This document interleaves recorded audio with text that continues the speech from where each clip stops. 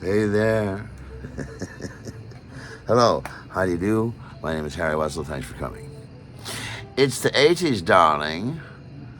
Somewhere in 1985, in the summertime of 1985, I'm working at the Winter Garden Theater, and the night shift staff boss is CT, and I'm the night shift and of the concession stand. I'm selling cats, full color show programs, T-shirts, sweatshirts, records, cassettes, books, and buttons. I'll never forget that. It was we had to do the books after the pre-show. We had to do the books after intermission. We had to do the books after the show was over. We had to balance the books 3 times a show. It was 8 shows a week. And the numbers that we had for the prices were 5, 2, 5, 11, 18, 18, 20, 14. 5, 2, 5, 11, 18, 18, 20, 14. 5, 2, 5, 11, 18, 18, 20, 14. I'll never forget that series of numbers. I played it as my lotto for a while. It never won me anything. Anyhow. So I'm working at the Winter Garden Theater. This story is not about that. It's about my boss and co-worker, CT, and how one night we went to the friendly neighborhood drug den, and we had to pick up some illicit contraband. So he knows a place up at about 88th and Amsterdam, over there on the Upper West Side. And we go to this 4th floor walk-up. And in the 4th floor walk-up, it's dark and dim and creaky on the steps on the way up. And we get up there, and the hallway is sort of gloomy and poorly lit. And the front door of the apartment is a blanket. And so CT goes up, and he knocks on the door jamb. And eventually a shirtless man named Rust comes up to the door. He says, "Oh, come on in." He says, "You can come back in here." And he looks at me and he says, you go down the hall. You can go into the TV room." And I'm like, and CT goes, "Go into the TV room." And I'm like, all right. So I go down, and it's pitch dark. So you're walking like a sleepwalker or the Frankenstein monster. And there's blankets. There's no doors. And there's sort of a stringy blanket, and you can kind of see a dim light through it as you get closer and closer, and then you sort of part the blanket and you walk into, oh, this is the living room. And it's Victorian squalor. There's a crummy sofa over here, there's a TV over here, there's a comfy chair, and there's another comfy chair, and there's litter and pizza boxes everywhere. There's a sleeping, snoring old guy on the sofa over here. And there's a little kid sitting in the comfy chair right next to the television. He's watching some random cop show or something on TV. And I'm standing there in the room, and I'm like, okay. And you look around, and there's no place to sit down. The only other chair is loaded with pizza boxes and leftover Chinese takeout boxes. So I'll just stand here for a while. Right.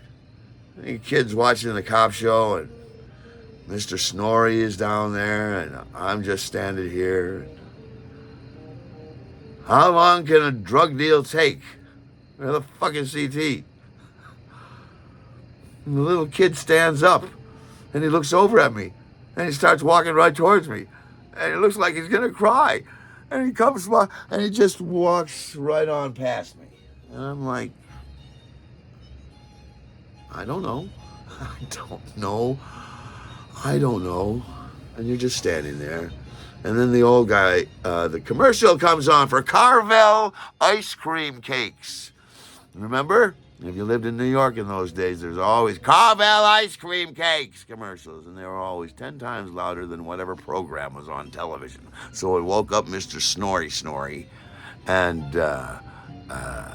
he gets up and he sits there on the sofa. He looks at me, and I'm like, am I staring at him? I didn't mean to be staring at him. And he's sort of staring at me, and then he reaches down and picks up his cigarette, lights his smoke, and then he just ignores me like I'm Not there. I went, all right. And the little kid comes back in and sits down and is watching the Carvel commercial and the cop show again. Then you're going, look at that plaster on the wall. The way that the plaster is cracked. The way that the bands of wood and the plaster between each of the bands of wood. You know, and I'm a painter in the theater, and I'm looking at that thing. It looks like it's you know, beautiful, perfectly distressed. And you go, how do you paint that? How do you make that for a theatrical set? Because it was distressed to perfection. I'm still standing there. CT finally sticks his head in and he says, oh, is this your favorite TV show? You want to stay and watch? And I'm like, no, I've already seen this one. The butler did it. Let's get out of here. So we go on down the hallway into the hallway, and it's a little more light out there, but it's gloomy. And then we go on down the 4th floor, walk down the stairs, and then we go out into the New York night. Did you ever score cocaine on a New York Saturday night? There's nothing like it. So now we had cocaine, and then we go over to CT's buddy, Kooky Crazy Janie. We go over to Kooky Crazy Janie's apartment over here. She lives down on 73rd or something like that. And so it was a New York snowstorm. We laid out on a luncheon tray for the musical cats.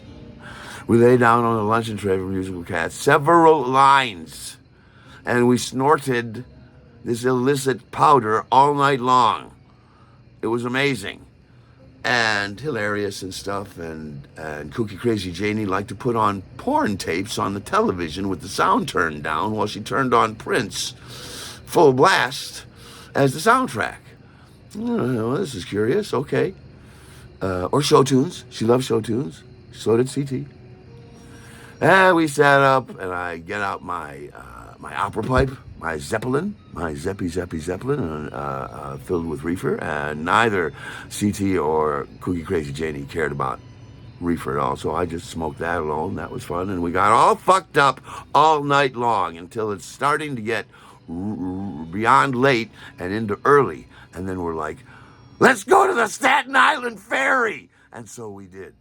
We went out, we got on a subway, you go all the way downtown. You get out to and you go to the Staten Island Ferry. And it was something crazy. It was still like a quarter back then. Just great. Maybe even a nickel. I'm not gonna vouch for either price, but I think it was a quarter, and you go down there, and it was a nickel for years. And you go down there, you put your quarter in, you get on the Staten Island Ferry, and that's all it does. And it's so beautiful. It's a beautiful dawning over Manhattan, and it's some of the clouds and some of the blue sky and the beautiful skyline, and you're going on the boat on the water, and you get in the back of the boat, and the seagulls following the boat. And as the boat is chugging along, the seagulls are flying right at you, but they're staying the same distance from you. They're just like 8, 7, 8, 10 feet away, 5, 6, they're right there, and they're flying right at you. It's like you're a National Geographic special. It's impossibly beautiful to be watching a bird in flight coming at you. And we're all drugged out like crazy, so there's even more intensity. You just look at that seagull. Oh yeah, that's the other thing about cocaine. When you're on cocaine, your tongue and your gums are the most fascinating part of your body. And your tongue goes around and around and around, and you keep on licking and licking, and you keep on licking, and you keep on licking and licking and licking and licking your teeth, and you keep on licking and licking and licking your gums, and you keep on doing it. And this is one of the things why, here's the thing, I was never really in love with cocaine. Okay? I like doing drugs. It was fun back then, especially, you know what I mean? Sure, drugs is fun. Do a line, snort some coke. It's a lot of fun. Let's smoke some reefer. Let's drink booze. Let's get fucked up. You got some purple microdot? That's fun. However, cocaine, I mean, really, sure. It's sort of a energetic buzz. You're very excited and all that stuff. But you get an energetic buzz and you're very excited when you drink 22 cups of coffee in a row. And that's under $10. Even by today's standards, you go to the right restaurant, you could just drink coffee all day long, and then you're filled up with 3.5 pots of coffee, and you're energized, and the next morning it doesn't feel like, hey, did you come in here in the middle of the night after we did cocaine all night and I was sleeping? Did you guys come in here and hit me with baseball bats? You didn't happen to put a Coke can in a gym sock and beat my body, my sleeping prone body, with a Coke can in a gym sock over and over again, did you, while I was asleep, did you? That's what it's like when you wake up from doing cocaine. Yuck. So I don't care. It's just fun to do it. So now I'm at the neighborhood booze store. Gregory comes in one day. It's the 80s. So cocaine is about $90 a gram. And he goes, I'm going to give you 3 grams of cocaine here. You give me $90. And then you sell each one of these grams of cocaine for $90. Then you'll make money. Don't snort the profits. Come back to me with $90 more, and I'll give you 3 more in a few days. This way you can make some money. And I'm like, Gregory, you're my hero. And I already told you I don't care that much about cocaine. I wasn't going to snort the profits. I just sold it. You know what I mean? And it's the 80s. It's the 80s, darling, and it's New York. And cocaine is what's going on. So you go, oh, yeah. Now I happen to have some cocaine. You know what I mean? They go, yeah, how much? You go, 90. They go, for a gram? And you go like, yeah. Because that was the going rate. You sell it for 80, you know what I mean? They're like, yes!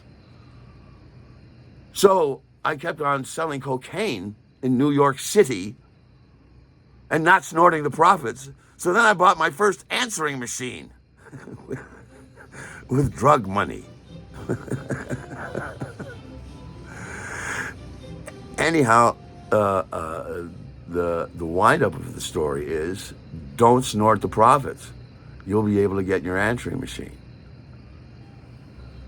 And don't you forget it.